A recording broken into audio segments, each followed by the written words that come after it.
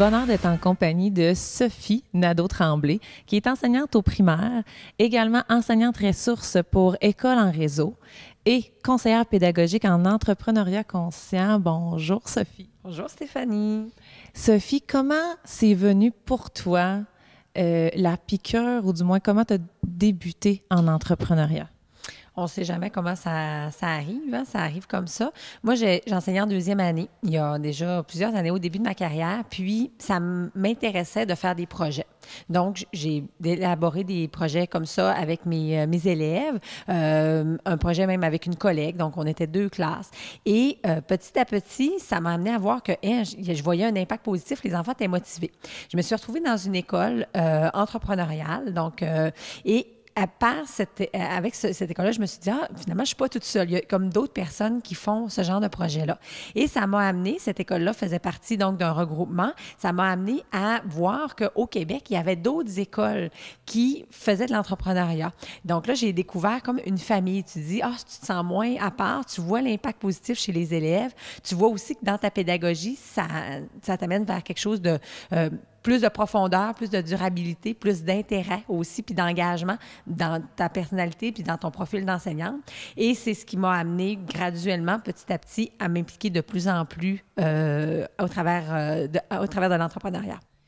Puis là, tu as dit que tu l'as intégré dans ta pédagogie, tu as vu beaucoup de bénéfices chez tes élèves, mais tu l'as particulièrement intégré, si je ne me trompe pas, dans l'apprentissage de la lecture, en littératie. Est-ce que je me trompe?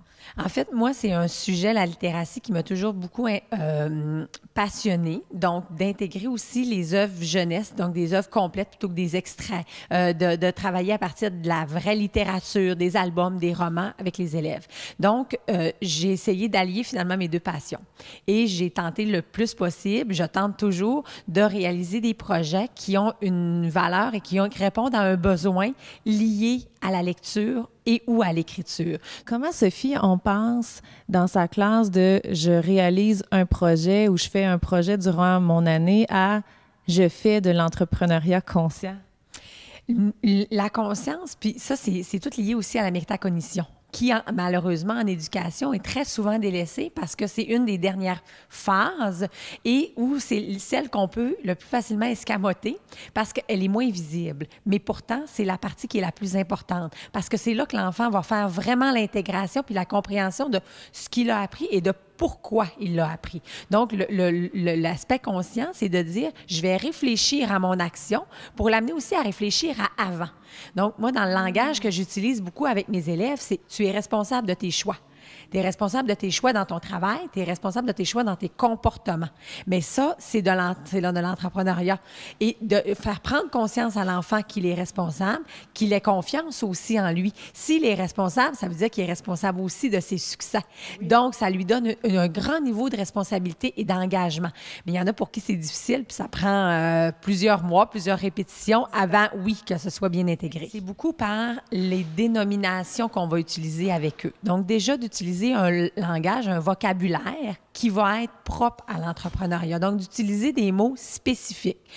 Tu as besoin de t'organiser pour tes apprentissages. Donc, parce que le sens de l'organisation, c'est une des valeurs entrepreneuriales. Oui. Mais c'est quoi que ça veut dire, ça, s'organiser quand on a 9 ans? Tu sais, moi, mes élèves en 4e année, qu'est-ce que ça veut dire? Mais s'organiser, ça veut dire que si j'ai un travail à faire, je dois le planifier. Donc, je dois être responsable, je dois penser que j'ai pas besoin de Mme Sophie qui me dise « t'as ça à faire ». Je regarde le menu du jour, je sais que dans mon projet, je suis rendue là et je le fais parce que les autres aussi ont besoin de moi pour travailler. Donc, la collaboration. Alors, c'est vraiment beaucoup dans le langage qu'on va pouvoir faire intégrer cette culture-là et ces compétences-là, en fait, pour que l'enfant apprenne à se connaître le mieux possible. Si on attend d'être prêt, ça n'arrive jamais.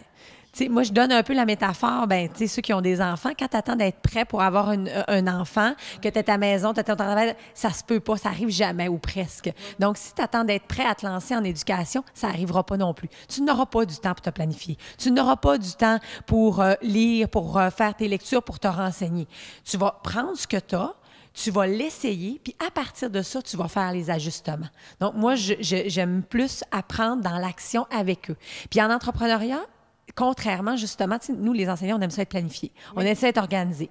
En entrepreneuriat, il ne faut pas le trop l'être. Parce que si on l'est trop, ça veut dire que c'est plus un projet qui correspond à nos élèves. Si moi, dans ma classe, j'arrive en début d'année puis que mes règles de classe sont déjà décidées, bien, je fais plus d'entrepreneuriat. Parce que c'est pas mes élèves qui vont les décider.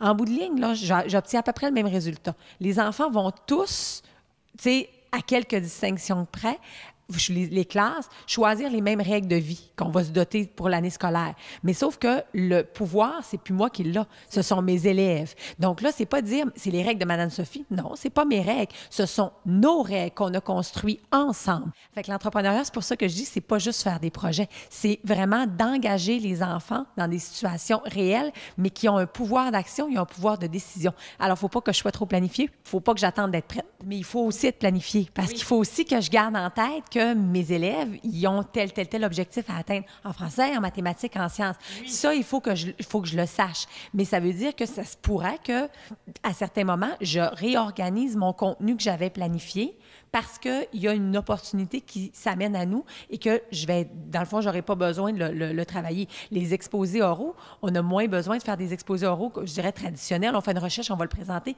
Ça peut être fait par le biais, justement, de ces activités-là entrepreneuriales qui sont vécues, qui sont encore plus signifiantes si j'ai besoin d'aller parler devant la classe de 5e année pour expliquer une partie du projet. Bien, c'est un exposé oral. Tout le personnel enseignant, tout le personnel éducatif qui est dans une école entrepreneuriale, qui adhère, va changer puis va eux-mêmes incarner toutes ces valeurs-là qu'on tente de transmettre aux élèves. Donc, le leadership, la solidarité, la coopération, la communication, toutes ces valeurs-là qui sont essentielles en entrepreneuriat. Donc, c'est de dire qu'est-ce que je fais déjà dans ma classe, que c'est moi en ce moment qui ai le rôle, c'est moi qui porte ce chapeau-là, mais que je voudrais que ce soit les enfants qui le portent davantage. Donc, comment on peut transformer à même ce qu'on fait déjà pour que ce soit les enfants qui fassent. Et par la suite, c'est beaucoup plus facile. Ça, c'est le premier point. Et le deuxième point, de les faire verbaliser, de les faire discuter, de les faire réfléchir sur leurs actions et l'effet de ces activités-là, pas nécessairement des projets, mais de ces activités-là sur la connaissance d'eux-mêmes. Toi, Sophie, c'est quoi le mot qui te permet d'avoir un impact positif sur les autres? L'ouverture. Donc, ouverture sur les autres, ouverture, puis, ouverture.